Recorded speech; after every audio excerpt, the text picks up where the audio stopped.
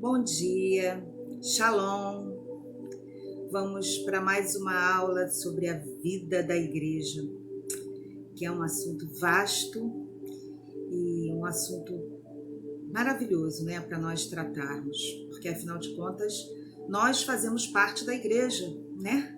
Nós somos a noiva de Jesus, a igreja.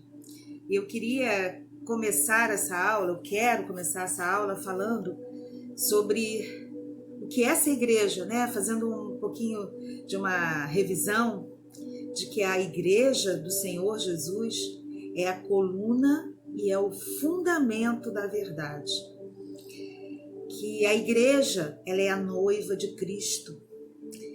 Que a igreja é o corpo de Cristo. E que a igreja é a propagadora da multiforme graça e sabedoria de Deus.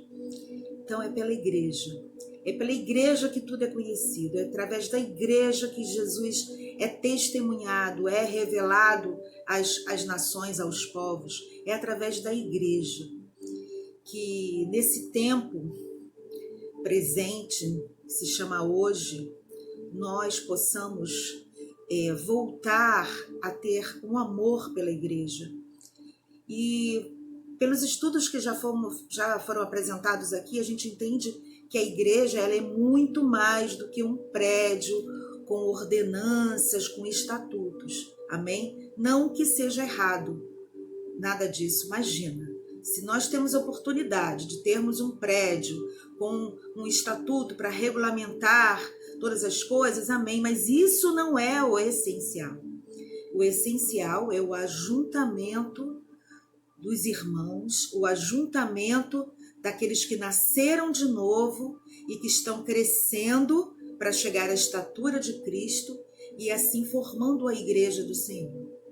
Jesus ama a sua igreja porque ela é sua noiva e nós precisamos voltar a ter esse zelo e esse amor pela igreja do Senhor. De um intenso amor de uns pelos outros, independente de placas denominacionais, porque somos um só povo, somos um só corpo. O corpo do Senhor ele não está dividido, o corpo do Senhor não tem várias cabeças, ele não é um monstro, muito pelo contrário, ela é bela, é a igreja do Senhor, com uma só cabeça, um só domínio, um só governo, que é Cristo Jesus. E a palavra diz que cada membro ajustado, ligado uns aos outros, crescem como templo perfeito para o Senhor. Então, que nós possamos, nesse tempo, olhar com olhos de amor e não de julgamento, edificando uns aos outros, nos edificando uns aos outros no amor do Senhor. Que possamos compreender o real significado de sermos igreja. Isso é muito importante para que nós possamos nos alinhar com a vontade de Deus, agradar ao coração do nosso Deus. Porque quando nós estamos unidos na graça, no amor, no conhecimento, nós arrancamos suspiros de alegria do nosso Senhor. O prazer de Deus é ver os seus filhos unidos juntos. Amém? E uma segunda consideração que eu gostaria de fazer é que o nome dessa escola é a Escola de Tirano.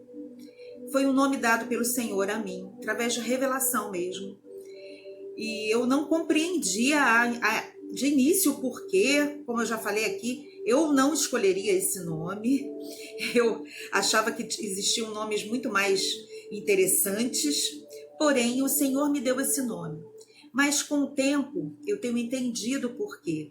E eu gostaria que vocês prestassem bastante atenção agora. Porque a escola de Tirano aconteceu na cidade de Éfeso. Quando Paulo esteve lá, ele por 2 anos ele esteve dissertando, ensinando, discipulando numa tal escola de Tirano. Possivelmente havia um homem chamado Tirano que tinha uma escola. Ou ele era professor nessa escola e convidou Paulo para ficar ali durante aquele tempo ensinando as coisas a respeito do reino de Deus. Porém, é importante saber que daquela escola de Tirano, os discípulos que foram formados ali pelos estudos de Paulo, pelos ensinamentos de Paulo, eles fundaram as 7 igrejas da chamada Ásia, a Ásia Menor da época. E esses discípulos incendiaram o mundo. com a mensagem do Evangelho. Esses discípulos propagaram a mensagem do reino por toda a região daquela época. Então, eu gostaria de comissionar vocês, gostaria de inflamar o coração de vocês com a mensagem do Evangelho, que essas aulas, apesar de serem aulas bem simples, aulas, assim, digamos, de fundamentos cristãos, não são aulas elaboradas e que aprofundadas, mas nós estamos procurando aqui estabelecer fundamentos do reino de Deus, fundamentos da igreja do Senhor, que vocês, através desses fundamentos, vocês sejam cheios de paixão e vão proclamar a mensagem do reino para as outras pessoas. Venham ser incendiados com esse desejo de focar, sabe, no reino, colocar o reino de Deus e a sua justiça em primeiro lugar, de fato, na vida de vocês. Amém? Então vamos lá. Senhor, nós te convidamos a estar conosco nesse tempo, a nos direcionar a toda boa vontade de Deus, a falar aos nossos corações, a abrir o entendimento do nosso espírito, abrir os olhos do nosso coração, para que possamos compreender, Senhor, o real sentido de sermos igreja, que possamos compreender a nossa história enquanto igreja sobre a terra, para compreendermos e discernirmos o tempo de hoje e o tempo que virá, Pai. Muito obrigada, Senhor, nós te agradecemos, te louvamos, em nome de Jesus. Amém.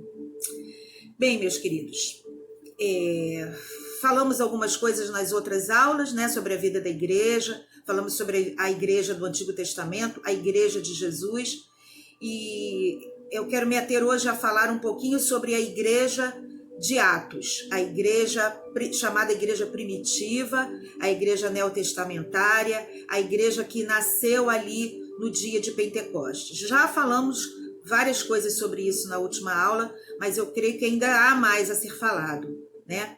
Sabemos que ali em Atos capítulo 2 é narrada a história do derramar do Espírito Santo sobre os discípulos, como Jesus havia predito, né? E nesse dia, quando o Espírito Santo veio e foi derramado sobre a vida de cada discípulo ali, começou a história da igreja da época da graça, que é a era que nós estamos agora. Há 2000 anos estamos vivendo a época da graça, do derramar da graça sobre nós. É importante salientar, como eu já até falei aqui hoje, mas eu quero repetir aqui, que a igreja, meus queridos, ela é formada por aqueles que nasceram de novo. Não adianta você dizer que faz parte da igreja se você não passou pelo novo nascimento. Se você não teve, assim, a ousadia, a coragem, a determinação de morrer por seu velho eu, para nascer novamente do Espírito e recomeçar tudo do zero, recomeçar a caminhar com o Senhor. As pessoas precisam passar por essa experiência do novo nascimento. A palavra de Deus diz que o importante é ser nova criatura. Não adianta você se membrar numa igreja, ter o seu nome lá no hall de membros, mas não ter nascido de novo. Nada adianta. Aí você não faz parte da igreja do Senhor, você faz parte de uma agremiação. É necessário nascer de novo. Amém? Bom, vamos ver as características da igreja do primeiro século. Quando a gente fala primeiro século depois de Jesus. Jesus nasceu, morreu, ressuscitou, mudou a história, começou um novo calendário nas épocas, antes e depois de Cristo. Então, nós estamos no primeiro século da nossa era, primeiro século depois de Cristo, ali a igreja que começou em Atos dos Apóstolos, capítulo 2. Quais eram as características dessa igreja? Ela era apostólica e profética. Vamos ler Efésios, capítulo 2, versículo 20. A gente entende que Efésios fala muito sobre a igreja. Se eu fosse vocês, eu leria e meditaria na carta aos Efésios. Bom, diz assim: edificados sobre o fundamento dos apóstolos e dos profetas, tendo Jesus Cristo como pedra angular, no qual todo o edifício é ajustado e cresce para tornar-se um santuário santo no Senhor. Então, a igreja ela é fundada sobre o fundamento dos apóstolos e dos profetas. Isso é muito interessante, porque aos apóstolos foi entregada a missão de estabelecer e fundar a igreja. Sobre a vida dos primeiros apóstolos estava essa ordenança, essa missão, essa comissão. Eles recebiam a revelação de Deus para fundamentar a igreja do Senhor de acordo com a vontade de Deus. Era uma igreja apostólica, porque era uma igreja que entendia que tinha uma missão missionária de expandir o reino para a direita, para a esquerda, para frente, para trás. Uma igreja apostólica é uma igreja fundamentada nos princípios que foram entregues aos apóstolos e é uma igreja missionária que testemunha de Cristo e é fundamentada sobre os profetas. O profético. O que seria o profético? O profético fala sobre revelação, sobre a palavra de Deus, sobre a palavra de Deus. Então, a palavra de Deus, ela tem inúmeras revelações sobre o passado, o presente e o futuro. A igreja profética é uma igreja que ouve a voz de Deus, que está alinhada com a voz de Deus, que estuda a palavra de Deus, que observa os sinais, que tenta compreender pelo Espírito aquilo que vai acontecer, qual é o propósito de Deus para a vida da igreja e para a vida do mundo. Então, a igreja do primeiro século, ela era assim, apostólica e profética. Ela era unida. Vamos lá, Atos 2:44 diz: todos os que criam mantinham-se unidos e tinham tudo em comum. Isso é excepcional. A gente está longe hoje de viver isso, mas eu creio que o Senhor está nos levando de volta a esse modelo de igreja do início do século. Uma igreja apostólica, uma igreja profética e uma igreja que cada membro não acha que tem é só seu, mas que compartilha, que todo mundo tem o suficiente para viver, não tem alguns que têm de mais e outros que têm de menos. A igreja também era perseguida, meus irmãos. Ela era muito perseguida, mas ela operava com sinais e prodígios no meio dessa perseguição. E ela era fiel, mesmo sendo perseguida. Você sabe que os irmãos, muitos que eram jogados nas arenas dos leões para serem despedaçados e mortos, eles iam para as arenas cantando louvores e agradecendo a Deus pela oportunidade de sofrer pela causa do Evangelho. Olha, isso é algo que a gente precisa parar e meditar. Isso é muito sério, porque nós cremos também, isso é um outro assunto, é um assunto que está sendo muito falado no grupo de WhatsApp que nós temos sobre escatologia, o fim dos tempos, que a igreja voltará a ter essas características da igreja primitiva. E ela voltará também a ser perseguida, porque a palavra de Deus diz assim. Mas Atos 2:45 nos diz que a igreja era uma igreja que, além de fiel, além de operar sinais e prodígios, ela ofertava com liberalidade. Olha só, vendendo suas propriedades e bens, distribuíam a cada um conforme a sua necessidade.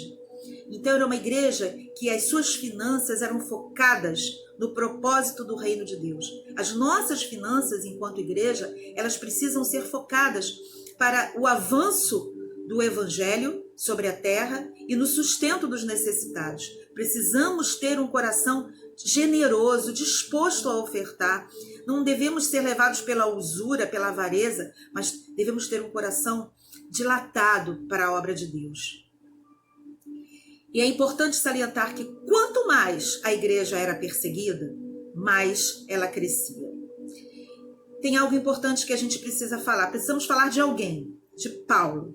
Paulo é assim, digamos, fora Jesus, claro, óbvio, mas ele é uma figura central na história da igreja no Novo Testamento. Por quê? Porque Paulo, judeu, ele perseguia a igreja do Senhor. Como judeu, ele, a princípio, ele não reconhecia que Yeshua, que Jesus era o Messias, e, portanto, ele perseguia e ele consentia na morte de muitos cristãos, mas ele teve um encontro com o Senhor na estrada de Damasco e a sua vida foi completamente transformada e a sua vida foi completamente dedicada à obra de Deus, ao evangelismo, ao apostolado, a estabelecer igrejas. Então é interessante, a título realmente de informação, a gente saber que a maior parte do Novo Testamento foi escrita por Paulo.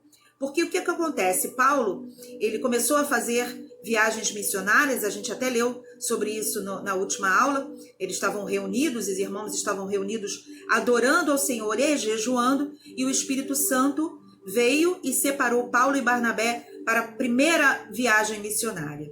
Então Paulo fez 3 grandes viagens missionárias, mas fez outras, e ele, para onde ele ia, ele estabelecia igrejas, ele abria igrejas, fundava igrejas.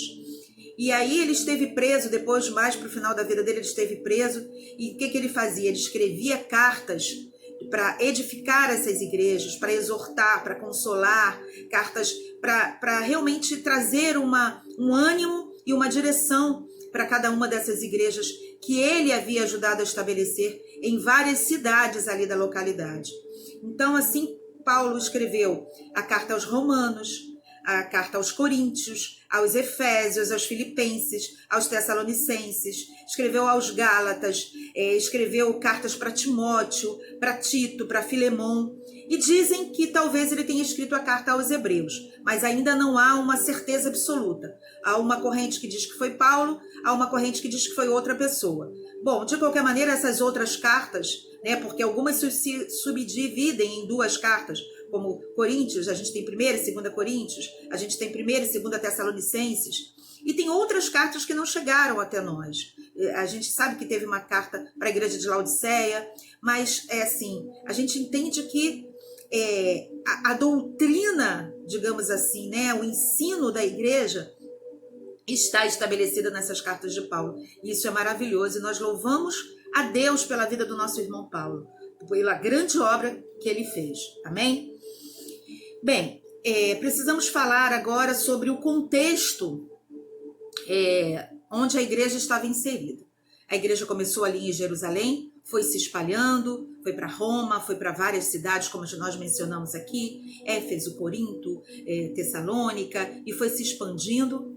Só que havia uma pressão por parte dos romanos e dos imperadores, que eram os governadores de toda aquela região. Eles eram tipo reis de toda essa região. Onde a igreja ia se estabelecendo, elas estavam sob domínio de vários imperadores. Vários imperadores porque tinha um imperador, aí esse imperador morria, entrava outro, e aí durante todo o 1º, 2º, 3º século da igreja, nós tivemos vários imperadores.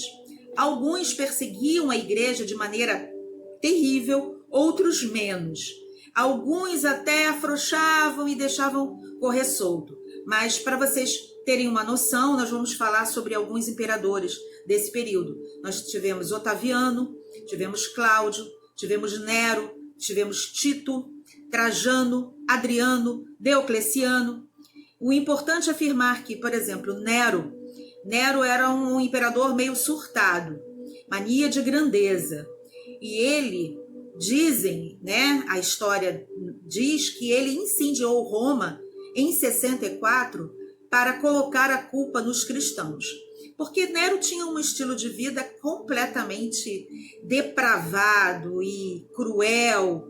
E assim, a mensagem do evangelho conflitava com aquilo que ele vivia, né? Então, com certeza, a mensagem do evangelho na boca dos cristãos da igreja daquela época era algo que causava nele, né, aquele ódio. Então, ele incendiou Roma, um ato de sandice, e colocou a culpa nos cristãos.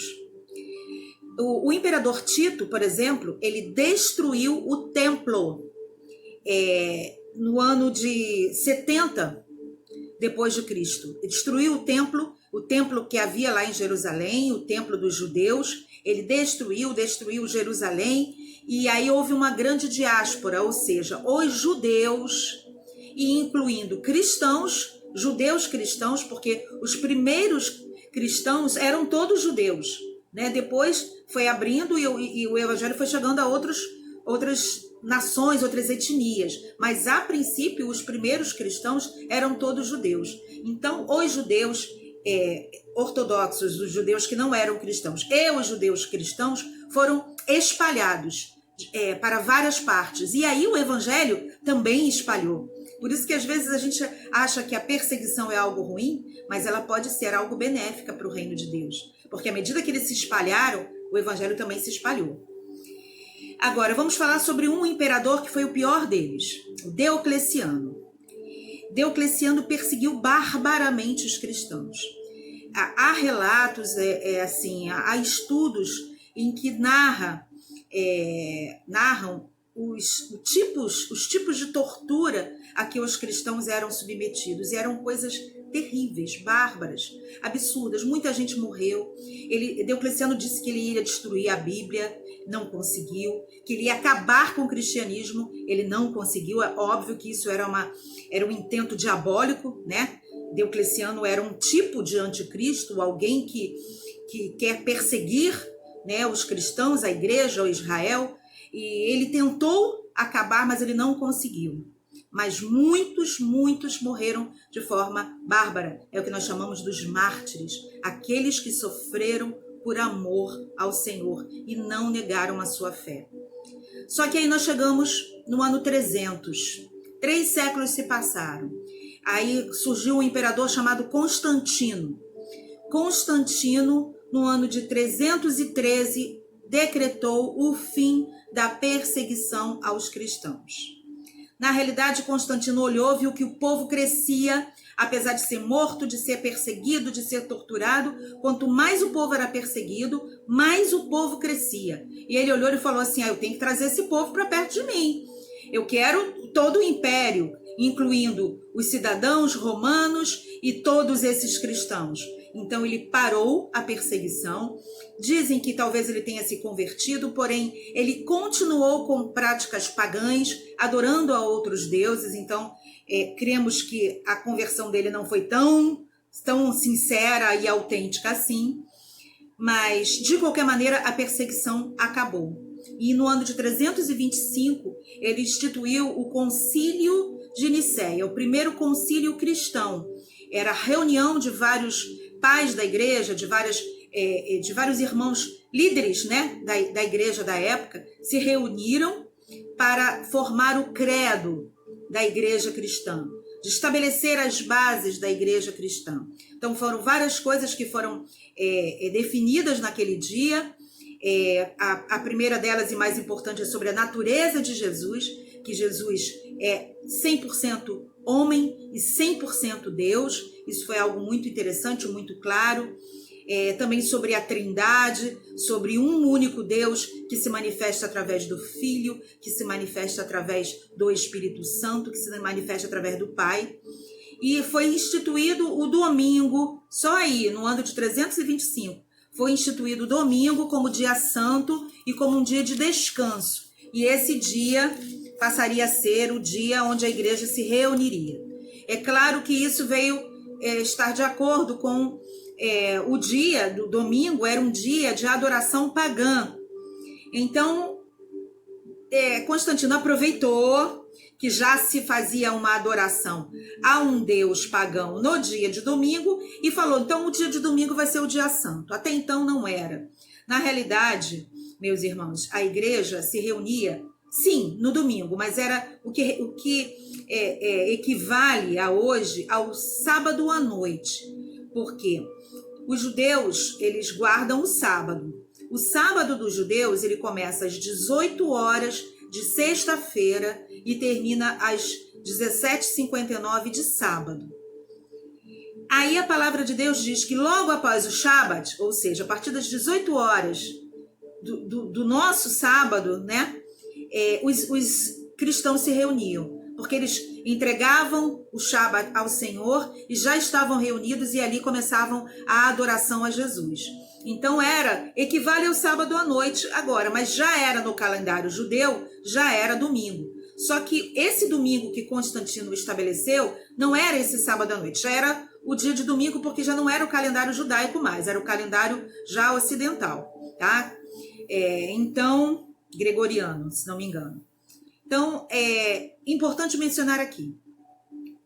A igreja, ela era poderosa, fiel, operava nos sinais, nas maravilhas, era uma igreja viva, dinâmica, fluía no poder do Espírito Santo, até esse período de 313 após Cristo, né, descer.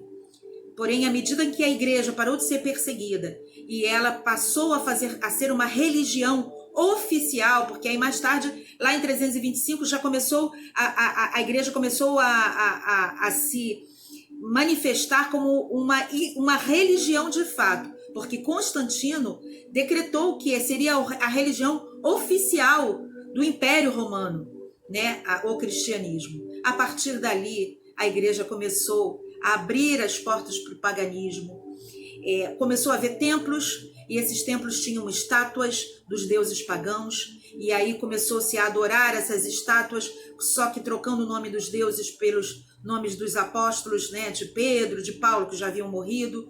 As heresias começaram a entrar. Então, aquilo que era vivo, cheio de poder e de unção, começou a esfriar. E aí a gente vai, nas próximas aulas, falar brevemente, fazendo um resumo do que foi a igreja imperial, ou seja, a igreja que era a igreja oficial do Império Romano, o que foi a igreja apostólica católica romana no seu início, o que foi a igreja da época da Idade Média, das cruzadas, as coisas abomináveis que foram feitas em nome de Deus. A gente precisa conhecer a nossa história como igreja para que nós possamos nos posicionarmos nesse tempo, não cometermos os mesmos erros que foram cometidos, porque infelizmente, meus irmãos, na história da igreja a gente tem racismo. Em nome de Deus, matou-se muitos negros, perseguiu-se muitos negros. Em nome de Deus, matou-se muita gente, incluindo próprios cristãos, se matavam entre si, porque alguém tinha uma doutrina diferente daquela oficial, então simplesmente eles matavam. As cruzadas foram um banho de sangue que aconteceu. A Ku Klux Klan, que foi um movimento racista terrível, que nasceu nos Estados Unidos, ela nasceu num berço da Igreja Batista. A gente precisa saber dessas coisas, porque a gente precisa ter os nossos olhos abertos para não replicarmos essas coisas. Precisamos voltar a viver aquilo que a igreja do primeiro século vivia. E para encerrar, para deixar essa mensagem, que essa é a mensagem de hoje, retornemos ao modelo da igreja neotestamentária do primeiro século, a igreja apostólica e profética. Encerrando, eu quero ler para vocês Jeremias, capítulo 6, versículo 16, que diz assim: assim diz o Senhor, ponham-se nas encruzilhadas e olhem, perguntem pelos caminhos antigos, perguntem pelo bom caminho, sigam-no e acharão descanso. Amém? O Senhor fala assim, olhem para trás, olhem para os caminhos antigos e sigam-no, porque assim vocês acharão descanso. Precisamos olhar para trás, para o início da igreja, e precisamos seguir aquele mesmo caminho. Amém? E Malaquias 4, versículo 6, um versículo muito conhecido, diz assim, que o Senhor, Ele fará com que os corações dos pais se voltem para seus filhos e os corações dos filhos para seus pais. Do contrário, eu virei e castigarei a terra com maldição. Eu creio que esse versículo ele tem uma dupla aplicação. Converter o coração dos pais aos filhos, dos filhos aos pais, trazer uma harmonia dentro da família. Mas aponta também para olharmos para os pais da igreja, nos voltarmos aos pais da igreja e trazermos aqueles fundamentos para o dia de hoje. Os filhos voltarem aos pais e os pais voltarem aos filhos, fundamentando a igreja da volta de Jesus. Amém, meus irmãos? Que voltemos aos caminhos antigos, que voltemos e meditemos no livro de Atos, que meditemos na igreja do primeiro século, que nos movamos como uma igreja apostólica, uma igreja profética que opera sinais, maravilhas, que oferta com liberalidade, uma igreja que é unida, cheia de poder, de unção e de amor. Amém? Fiquem na paz, até uma próxima aula e Maranata. Ora, vem, Senhor Jesus.